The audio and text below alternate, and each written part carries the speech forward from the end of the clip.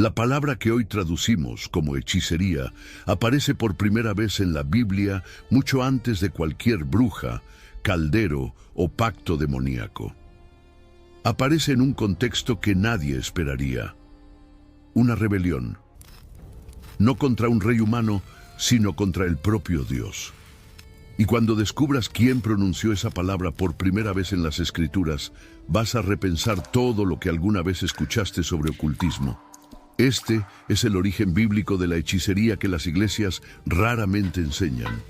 La mayoría de las personas, cuando escucha la palabra hechicería, inmediatamente visualiza imágenes específicas. Mujeres encorvadas sobre calderos burbujeantes en noches sin luna, velas negras dispuestas en círculos perfectos sobre pisos de piedra fría, símbolos extraños dibujados en el suelo con tiza, sangre o cenizas de cosas que preferiríamos no saber, palabras susurradas en lenguas muertas mientras la luna llena ilumina rituales que la civilización moderna debería haber dejado atrás. Hollywood consolidó esa imagen a lo largo de décadas de películas, series y documentales sensacionalistas. La industria del entretenimiento transformó hechicería en sinónimo de brujería medieval, pactos satánicos firmados en encrucijadas a medianoche y poderes sobrenaturales obtenidos a través de alianzas explícitas con fuerzas de las tinieblas. La bruja tiene rostro definido en el imaginario occidental: vieja, encorvada, solitaria, rodeada de gatos negros y hierbas secas colgadas en cabañas escondidas en el bosque. Y el cristianismo popular, en gran medida, absorbió esa misma definición sin cuestionarla. Cuando los predicadores hablan sobre hechicería desde el púlpito, generalmente están alertando contra prácticas fácilmente identificables: tarot, ouija, horóscopos, trabajos de encrucijada, rituales de religiones que claramente no son cristianas. El blanco es siempre externo, siempre el otro, siempre prácticas que la persona común sentada en el banco de la iglesia jamás practicaría y puede condenar con conciencia tranquila. Es cómodo así. La hechicería queda afuera. Pertenece a los otros, a los claramente perdidos, a los que nunca pisaron una iglesia o abandonaron la fe de forma espectacular. El cristiano promedio puede escuchar sermones sobre ocultismo sintiéndose completamente seguro, porque la distancia entre su vida y un ritual de magia negra parece insalvable. Pero ¿qué pasa si esa definición está fundamentalmente incompleta? El texto hebreo cuenta una historia radicalmente diferente. Una historia que la mayoría de las iglesias prefiere no examinar muy de cerca porque las implicaciones son demasiado devastadoras. La primera vez que la raíz de la palabra hechicería aparece en las escrituras hebreas, en contexto definitorio, no involucra ninguno de los elementos que aprendimos a asociar con ocultismo. No hay brujas. No hay calderos, no hay rituales nocturnos, no hay pactos firmados con sangre, no hay siquiera mención a entidades demoníacas. Lo que hay es un profeta, un rey y una desobediencia que parecía perfectamente razonable en las circunstancias. Y la equivalencia que emerge de ese encuentro va a perturbar a cualquier persona genuinamente dispuesta a escuchar. Primer libro de Samuel, capítulo 15. El escenario es una guerra que Dios ordenó personalmente. El contexto se remonta 400 años antes de aquel momento, cuando Israel salió de Egipto y atravesó el desierto en dirección a la tierra prometida. Un pueblo llamado amalecitas los atacó, pero no atacaron de frente, como ejércitos honrados hacían. Éxodo capítulo 17 y Deuteronomio capítulo 25 registran la táctica cobarde. Los amalecitas apuntaron específicamente a los que se quedaban atrás: los débiles, los cansados, los enfermos, los ancianos que no conseguían acompañar el ritmo de la marcha, las madres con niños pequeños, los vulnerables que la columna principal de Israel no conseguía proteger adecuadamente. Fue masacre de inocentes, carnicería calculada contra los que no podían defenderse. Dios no olvidó. 400 años es mucho tiempo para la memoria humana. Generaciones enteras nacen y mueren. Imperios surgen y desaparecen. Lenguas se transforman. Culturas se disuelven. Pero para Dios, 400 años no diluyen justicia pendiente. Y cuando Saúl se convirtió en rey de Israel, llegó el momento del ajuste de cuentas. Samuel, el profeta que había ungido a Saúl, trajo el mensaje directamente del Señor. 1 Samuel 15, versículos 2 y 3. Así dice el Señor de los ejércitos: castigaré a Amalec por lo que hizo a Israel, oponiéndose en el camino cuando subía de Egipto. Ve, pues, ahora, y ataca a Amalec, y destruye por completo todo lo que tiene, y no le perdones. Mata a hombre y mujer, niño y lactante, buey y oveja, camello y asno. La orden era absolutamente clara: destrucción total. Herem, el término hebreo usado, significa consagración a la destrucción. Nada debería sobrar, nada debería preservarse, nada debería perdonarse para uso posterior. Era juicio divino completo sobre un pueblo que había demostrado 4 siglos antes crueldad calculada contra los más vulnerables de Israel. Saúl movilizó el ejército, 200.000 soldados de infantería, más 10.000 hombres de Judá, un contingente militar impresionante para los estándares de la época. Marcharon contra los amalecitas. La batalla fue decisiva. Israel venció de forma aplastante. Los amalecitas fueron derrotados desde el límite de Javila hasta Shur, que está en las proximidades de Egipto. Victoria completa en el campo militar. Pero entonces vino la decisión que cambiaría absolutamente todo. Versículo 9. Pero Saúl y el pueblo perdonaron a Agag, y lo mejor de las ovejas y de los bueyes, y los animales gordos, y los corderos, y todo lo que era bueno, y no quisieron destruirlo por completo, pero toda cosa despreciable y vil destruyeron. ¿Percibes lo que sucedió? Saúl cumplió la orden parcialmente. Destruyó lo que no tenía valor: el ganado flaco, los animales enfermos, los objetos rotos, todo lo que nadie querría de cualquier forma fue eliminado sin vacilación. Pero cuando miró a los animales gordos, a las ovejas de lana espesa, a los bueyes que rendirían carne abundante, al LinkedIn is pretty amazing at helping you grow your small business. We cannot make your email response time faster. We can help you sell, market, and hire in one place. We cannot help you find space for your 3 desk drinks. Why do you have 3? And while we can't help you find the perfect volume for your presentation video, LinkedIn can help you find the perfect audience for your business. Grow your small business on LinkedIn. Learn more at linkedin.com/smallbusiness. This episode is brought to you by MGM Plus. From and its Horrors returns for Season 4, centered around a town that traps all those who enter. Terrifying creatures that come out at night. Horrors some wished had stayed buried. Where desperate hope leads to darker truths. Dangerous new arrivals, a sinister figure, a shocking revelation. From Season 4 premieres April 19th on MGM Plus. Some doors should remain closed. Rey amalecita que sería trofeo impresionante de guerra, Saúl hizo un cálculo, un ajuste, una edición en la orden divina que pareció tener todo el sentido en las circunstancias. ¿Por qué desperdiciar recursos valiosos? Los animales eran de calidad excepcional. Podrían alimentar al ejército, podrían venderse, podrían, como Saúl explicaría, después ser ofrecidos en sacrificio al propio Dios que había ordenado su destrucción. ¿Qué honor más grande que ofrecer a Dios los mejores animales del enemigo derrotado? ¿Qué adoración más impresionante que holocaustos con el ganado más gordo de los amalecitas? El pueblo también quería preservar esos animales. Había presión social. Los soldados que arriesgaron sus vidas en la batalla miraban aquellos rebaños y veían recompensa merecida por el riesgo asumido. Un rey sabio considera la voluntad del pueblo. Un líder prudente no ignora el sentimiento de sus tropas.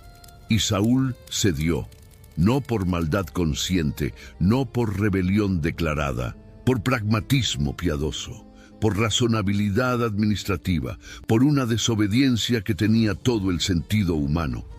La respuesta de Dios fue la pérdida del reino. Por cuanto rechazaste la palabra del Señor, Él también te ha rechazado a ti, para que no seas rey. La sentencia fue pronunciada allí mismo, en aquel campo donde ovejas perdonadas todavía balaban y bueyes preservados todavía mugían, testificando la desobediencia. Saúl perdería la unción real. La dinastía sería cortada antes de comenzar. El trono pasaría a otro, un hombre según el corazón de Dios, alguien que entendería que la obediencia no admite ediciones.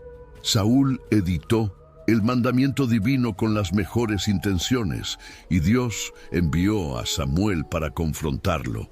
El profeta llegó al campamento de Saúl y fue recibido con entusiasmo aparente. «Bendito seas tú del Señor», declaró el rey, «he ejecutado la palabra del Señor».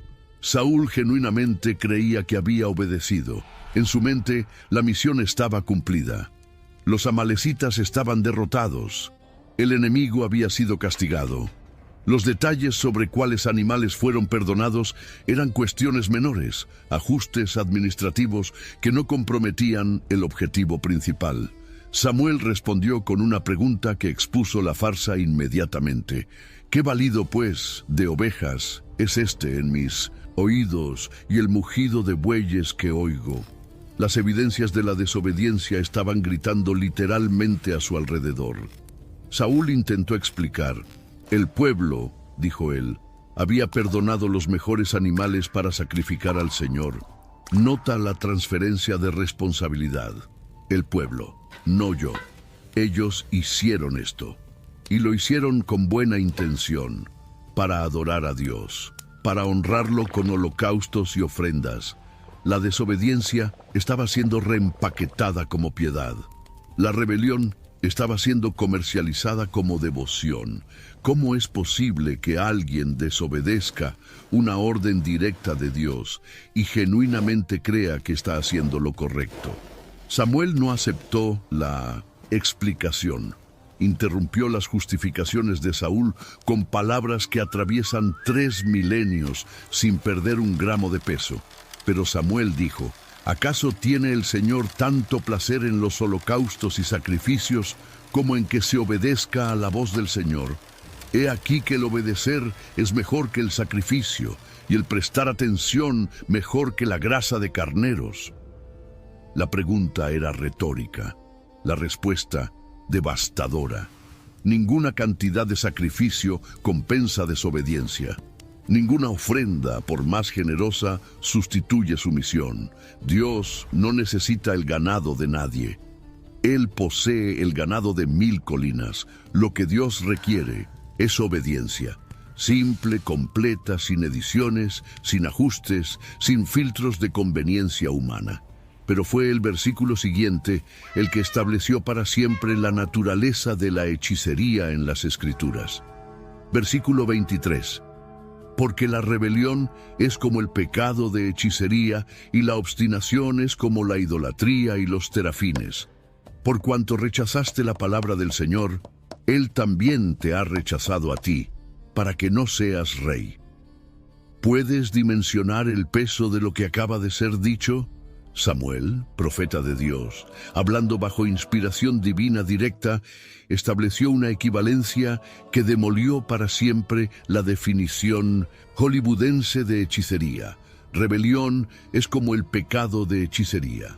La palabra hebrea usada es kesem, que se refiere a prácticas adivinatorias, a adivinación, a buscar orientación y conocimiento a través de fuentes que no son Dios. Y Samuel está declarando que cuando Saúl eligió su propio juicio sobre la instrucción clara de Dios, él practicó algo espiritualmente equivalente a consultar a divinos. Esta es la primera revelación que transforma completamente la comprensión del tema. La hechicería bíblica no comienza con rituales externos, comienza con una postura interna. La decisión silenciosa de que mi evaluación es superior a la palabra de Dios. La obstinación, continúa Samuel en el mismo versículo, es como idolatría y terafines. Terafines eran pequeños ídolos domésticos comunes en el antiguo Oriente Medio, estatuillas mantenidas en nichos dentro de las casas para protección, orientación y bendición. Eran dioses de bolsillo, divinidades personales que podían ser consultadas sin necesidad de ir al templo. La obstinación, la terquedad que se rehúsa a ceder incluso frente a corrección clara, funciona exactamente de la misma forma. La persona crea un pequeño dios doméstico llamado mi opinión y pasa a consultarlo diariamente en vez de someterse a la voz de Dios. Pero ¿por qué existe esta equivalencia? ¿Qué tiene la rebelión estructuralmente en común con prácticas ocultistas? La respuesta está en el mecanismo que ambas comparten en su nivel más fundamental. Cuando alguien consulta a un adivino, está buscando orientación fuera de Dios. Está diciendo, en esencia, que la revelación divina no es suficiente y necesita ser complementada o sustituida por otra fuente de conocimiento. El tarot promete revelar el futuro. El horóscopo promete orientar decisiones. El médium promete conectar con fuentes de sabiduría más allá del velo. En todos los casos, algo más allá de Dios está siendo consultado como autoridad. Cuando alguien se revela contra instrucción clara de Dios, está haciendo estructuralmente lo mismo. Está diciendo que su... Tomorrow morning is knocking. Stock your fridge now. How about a creamy mocha frappuccino drink? Or a sweet vanilla? Smooth caramel maybe? Or a white chocolate mocha? Whichever you choose, delicious coffee awaits. Find Starbucks Frappuccino drinks wherever you buy your groceries. Propio juicio es una fuente de orientación superior a la palabra divina. Yo sé que la Biblia dice esto, pero en esta situación es la fórmula universal de la rebelión piadosa. Y en ese momento la persona entronizó su propia razón como autoridad final. Creó un ídolo, consultó un oráculo. Practicó, según la definición bíblica, hechicería. La segunda revelación emerge con claridad perturbadora. Hechicería no es primariamente sobre poder sobrenatural, es sobre fuente de autoridad. El ocultista declarado busca poder y orientación en mediums int spiritus, fuerzas cósmicas, energías universales, entidades más allá del velo. El rebelde hace exactamente lo mismo con una fuente diferente, él mismo. Los dos cometen el mismo pecado estructural. Destronan a Dios como autoridad final y entronizan un sustituto. El practicante de magia entroniza fuerzas ocultas. El desobediente piadoso entroniza su propia razón. El mecanismo es idéntico, solo los ídolos difieren. Saúl no encendió velas negras aquella tarde, no dibujó círculos en el suelo con sangre de animales sacrificados a demonios. No pronunció encantamientos en lenguas muertas, esperando que fuerzas de las tinieblas respondieran a su llamado. No hizo pacto explícito con entidades malignas a cambio de poder o conocimiento prohibido. Él simplemente decidió que, en aquella situación específica, con aquellas circunstancias particulares, su evaluación de la situación era más sensata que el mandamiento recibido. Él aplicó filtros, hizo ajustes, editó la orden divina, manteniendo la parte que le convenía y modificando el resto conforme su propio juicio. Y Samuel, hablando en nombre de Dios, llamó a eso hechicería. Ahora, la dimensión técnica de este pasaje revela capas todavía más profundas. El verbo hebreo usado para rebelión es meri, derivado de la raíz mara, que lleva connotaciones de amargura, resistencia, activa, rechazo deliberado, contestación consciente. No es un tropiezo accidental en el camino de la obediencia. No es debilidad momentánea que resulta en pecado. Es una postura asumida después de evaluación. La persona examina la instrucción, considera las alternativas, sopesa los pros y contras según su propio juicio y entonces, conscientemente, elige otro camino. La rebelión de Saúl no fue impulsiva, fue calculada. Él tuvo tiempo para obedecer completamente y eligió no hacerlo. La estructura gramatical del versículo 23 coloca rebelión y hechicería en paralelismo sinonímico, un recurso literario hebreo que establece equivalencia de peso entre dos conceptos. En la poesía hebrea, cuando dos ideas son colocadas en paralelo, no están siendo comparadas superficialmente. Están siendo identificadas como portadoras del mismo peso, de la misma gravedad, de la misma esencia fundamental. Samuel no está diciendo que rebelión es parecida a hechicería en algunos aspectos. Está diciendo que, a los ojos de Dios, ocupan la misma categoría de gravedad moral y espiritual. Y lo mismo vale para la segunda parte del versículo. Obstinación es como idolatría y terafines. La palabra para obstinación aquí es patzar, que significa presionar, insistir, rehusarse a ceder. Es la terquedad que persiste incluso cuando es confrontada. Es la rigidez que no se dobla incluso bajo el peso de corrección clara. Y Samuel coloca esto en equivalencia con adorar ídolos, con mantener pequeños dioses en casa, con consultar fuentes alternativas de orientación espiritual. ¿Por qué las iglesias raramente enseñan esto con esta claridad? La respuesta es demasiado incómoda para la mayoría de las congregaciones, porque esta definición de hechicería alcanza a todos en el recinto. Es fácil predicar contra tarot y ouija. La vasta mayoría de los cristianos nunca tocó esos objetos y puede concordar vigorosamente con la condenación sin sentir ninguna incomodidad personal. Es fácil alertar contra rituales de magia negra y cultos satánicos. Casi nadie en la congregación participó de uno y la distancia emocional permite condenación confortable. Es fácil apuntar a religiones afrobrasileñas, prácticas orientales, espiritismo declarado.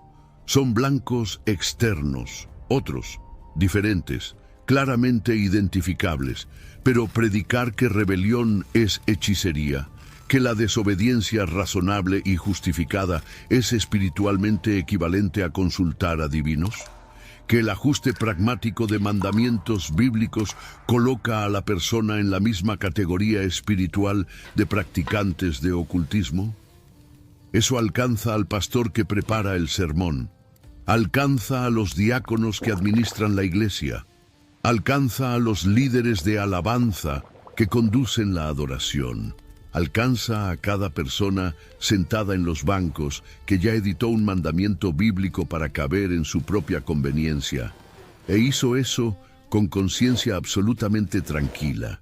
¿Quién nunca ajustó una instrucción bíblica clara usando las circunstancias como justificativa? El mecanismo es universal y se repite con precisión asustadora en todas las épocas y culturas. Comienza con una instrucción clara.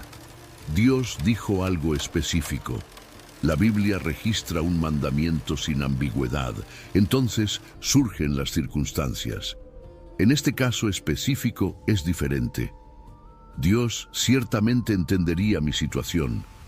La intención de mi corazón es lo que realmente importa. Los tiempos cambiaron desde que esto fue escrito.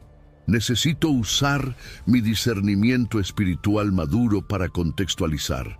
Y poco a poco, casi imperceptiblemente, el mandamiento es editado. La obediencia se vuelve condicional.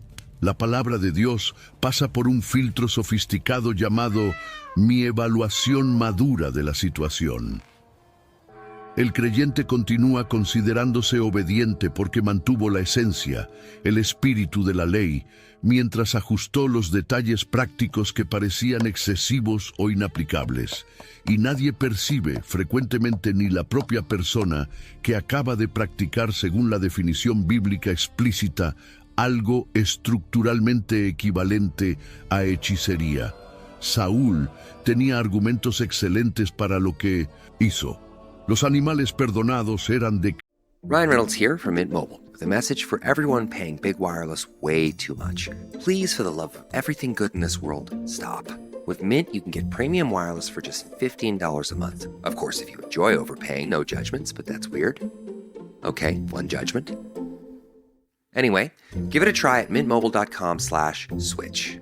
Upfront payment of $45 for 3-month plan, equivalent to $15 per month required. Intro rate first 3 months only, then full price plan options available. Taxes and fees extra. See full terms at mintmobile.com. Calidad excepcional, representaban valor económico significativo, podrían alimentar al ejército israelita durante meses de campaña, podrían venderse para financiar futuras operaciones militares, y más importante todavía en la mente de Saúl, podrían ser ofrecidos en sacrificio generoso al propio Señor que había ordenado su destrucción. ¿Qué honor más grande que ofrecer a Dios los mejores animales del enemigo derrotado? ¿Qué adoración más impresionante que holocaustos con el ganado más gordo de los amalecitas? El pueblo también quería preservar esos animales. Había presión social. Los soldados que arriesgaron sus vidas en la batalla miraban aquellos rebaños y veían recompensa merecida por el riesgo asumido. Un rey sabio considera la voluntad del pueblo. Un líder prudente no ignora el sentimiento de sus tropas. Y Saúl cedió, no por maldad consciente, no por rebelión declarada, por pragmatismo piadoso, por razonabilidad administrativa, por una desobediencia que tenía todo el sentido humano. La proporción impacta a la mente moderna, entrenada para relativizar consecuencias. Perder un reino entero, una dinastía completa, toda la descendencia real, todo eso por perdonar algunos animales y un rey, por un ajuste que parecía hasta piadoso en las intenciones declaradas. Parece desproporcionado, excesivo, hasta injusto, hasta que entiendes lo que realmente estaba en juego en aquel campo de batalla transformado en tribunal divino. No era sobre los animales, no era sobre el destino del rey Agag, era sobre quién tendría la palabra final en la vida de Saúl y por extensión en la nación que él lideraba. Dios había hablado claramente a través de Samuel. La instrucción no contenía ambigüedad que justificara interpretación creativa. Destrucción total, nada perdonado, ninguna excepción. Y Saúl, después de escuchar y aparentemente aceptar, aplicó sus propios criterios de juicio para determinar cuáles partes de la orden eran realmente importantes y cuáles podían ser ajustadas conforme conveniencia. En aquel momento, Saúl demostró inequívocamente que en última instancia, él mismo era la autoridad final en su propia vida. Dios era consultado, ciertamente, respetado, en apariencia, hasta adorado con sacrificios generosos, pero no obedecido cuando la obediencia entraba en conflicto con el juicio real. Saúl quería a Dios como consejero, no como Señor. Quería la bendición divina sin la sumisión completa. Quería los beneficios de la alianza sin las exigencias absolutas de la obediencia. Esto, declara Samuel con toda autoridad profética, es hechicería en su forma más sutil y más devastadora. La tercera revelación emerge ahora con fuerza demoledora. La hechicería más peligrosa no es la que usa calderos, es la que usa justificativas piadosas. El ocultismo declarado es fácil de identificar y evitar. Símbolos claramente paganos, rituales obviamente prohibidos, prácticas que cualquier cristiano mínimamente instruido reconoce como territorio prohibido. Nadie entra en una sesión de magia negra por accidente. Nadie consulta a un médium pensando estar haciendo algo neutro. Las fronteras son claras, las señales son visibles, la identificación es inmediata. Pero la rebelión disfrazada de discernimiento espiritual, la desobediencia vestida de contextualización teológica, la terquedad enmascarada de convicción personal madurada, esa pasa desapercibida por congregaciones enteras durante generaciones. Esa es practicada en iglesias todos los domingos por personas que se consideran ejemplos de fidelidad. Esa es defendida en grupos de estudio bíblico como evidencia de madurez espiritual y libertad en Cristo. Y según Samuel, es estructuralmente idéntica a consultar a divinos. El paralelo continúa desplegándose a lo largo de la historia de Saúl con precisión quirúrgica que solo confirma la equivalencia establecida. El rey que practicó hechicería sin saberlo, según la definición explícita de Samuel, terminaría sus días practicando hechicería declarada. La trayectoria está registrada con detalles perturbadores en el mismo libro. 1 Samuel, capítulo 28. Documenta el momento más sombrío de la vida de Saúl, la noche en que la rebelión inicial floreció en ocultismo explícito. Los filisteos habían reunido un ejército masivo contra Israel. Saúl miró a las fuerzas enemigas acampadas y el pavor se apoderó de su corazón. Necesitaba desesperadamente orientación. Necesitaba saber si debería luchar, huir, negociar. Necesitaba una palabra de Dios. Intentó los medios legítimos. Consultó al Señor. Pero el Señor no respondió, ni por sueños, ni por Urim, ni por profetas. Silencio absoluto. El Dios que Saúl había desobedecido se había callado. La voz que él había rechazado en nombre de su propio juicio ya no se hacía escuchar. Y en ese vacío aterrador, Saúl tomó una decisión que completó el ciclo iniciado años antes en aquel campo de ovejas y bueyes perdonados. Entonces dijo Saúl a sus siervos: «Buscadme una mujer que tenga espíritu de adivina, para que yo vaya a ella y la consulte». ¿Percibes la ironía devastadora? El mismo Saúl que había expulsado a médiums y hechiceros de la tierra de Israel, ahora buscaba secretamente a una nigromante. El rey, que había implementado políticas contra prácticas ocultistas, ahora se arrastraba disfrazado en la oscuridad de la noche, buscando exactamente lo que había prohibido. La rebelión del capítulo 15, que Samuel llamó hechicería, desembocó en el ocultismo explícito del capítulo 28. El patrón no es coincidencia, es consecuencia espiritual directa. Saúl encontró a la médium en Endor. Pidió que ella invocara a Samuel, el profeta que había pronunciado la sentencia de rechazo años antes. La mujer realizó el ritual. Samuel apareció, aunque el texto levanta cuestiones complejas sobre la naturaleza de esa aparición, y las primeras palabras del profeta muerto al rey desesperado fueron: «¿Por qué me has inquietado haciéndome subir?». La respuesta de Saúl expone el ciclo completo. «Estoy muy angustiado porque los filisteos guerrean contra mí, y Dios se ha apartado de mí, y ya no me responde más, ni por medio de profetas, ni por sueños. Por eso te he llamado a ti, para que me hagas saber lo que debo hacer. Dios se ha apartado de mí, ya no me responde más, y ahora estoy consultando a los muertos, buscando la orientación que rechacé cuando venía por los medios legítimos». El mecanismo está expuesto en toda su tragedia. Quien comienza entronizando su propio juicio por encima de la palabra de Dios, eventualmente necesita otras fuentes cuando Dios calla. Y Dios calla para quien persistentemente rechaza su voz. La rebelión inicial no es el fin del proceso. Es apenas el comienzo de una espiral descendente que termina en desesperación espiritual absoluta. Samuel confirmó lo que Saúl en el fondo ya sabía. La derrota vendría al día siguiente. El rey y sus hijos morirían en la batalla. El reino sería entregado a los enemigos. Y entonces vino la frase que conecta todo. Porque no obedeciste a la voz del Señor y no ejecutaste el furor de su ira contra Amalec. Por eso el Señor te ha hecho esto hoy. La desobediencia del capítulo 15 todavía estaba produciendo consecuencias en el capítulo 28. La rebelión que Samuel llamó hechicería había crecido y florecido hasta producir hechicería literal. El hombre que comenzó editando mandamientos divinos conforme conveniencia terminó consultando a los muertos en desesperación.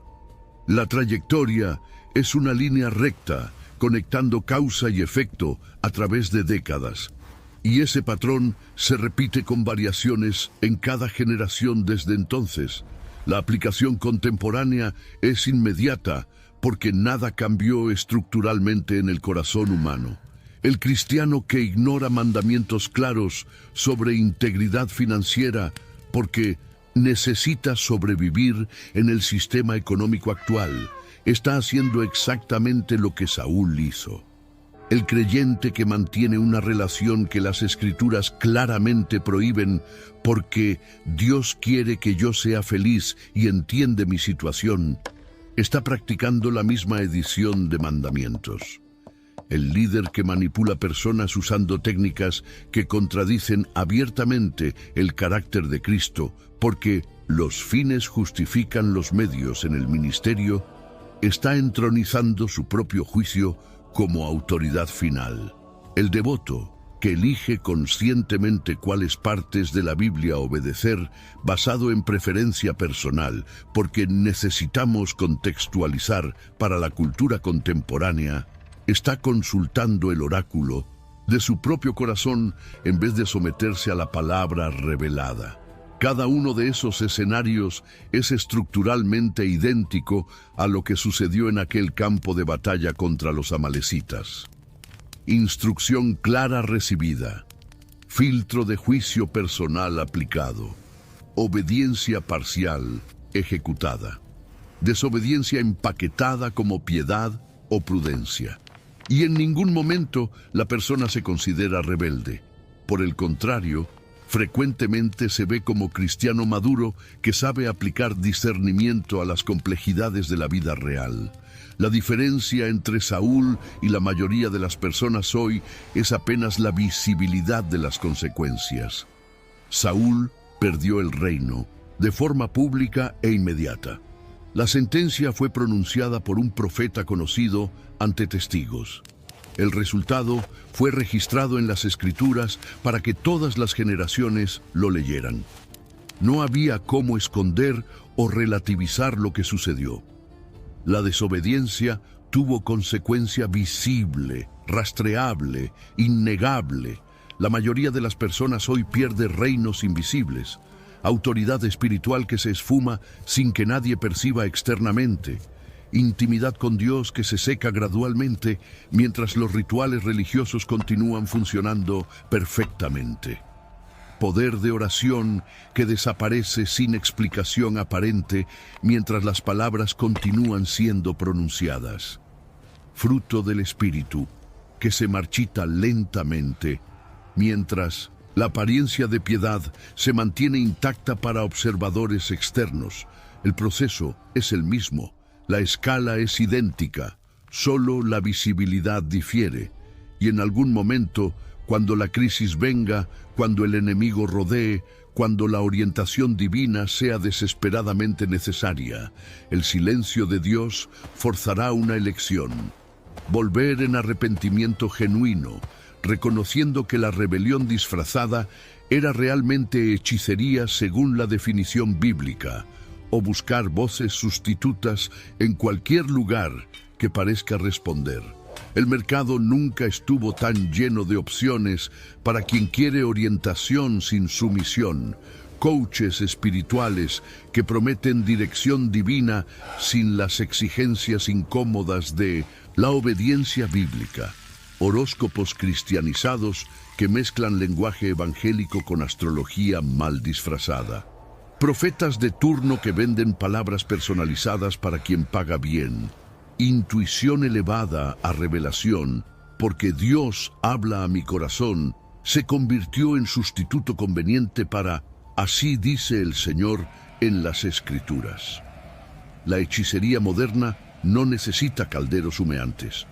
Usa la misma materia prima de siempre, la convicción silenciosa, confortable y piadosamente empaquetada de que mi perspectiva es suficiente para editar, ajustar, contextualizar y reinterpretar la palabra clara de Dios. El texto de Samuel permanece en las Escrituras como advertencia, atravesando milenios sin perder actualidad. Y aquí está el peso final de esta revelación que llega hasta el momento presente. Tú probablemente nunca encendiste una vela negra en un ritual declarado, nunca dibujaste símbolos ocultistas en el suelo de un cuarto oscuro, nunca pronunciaste palabras en lenguas antiguas esperando que fuerzas de las tinieblas respondieran a tu llamado. Nunca firmaste pacto con sangre en una encrucijada a medianoche. Y por eso, la palabra hechicería siempre pareció distante, cosa de películas de terror, de sectas secretas, de personas claramente perdidas y obviamente distantes de cualquier apariencia de cristianismo.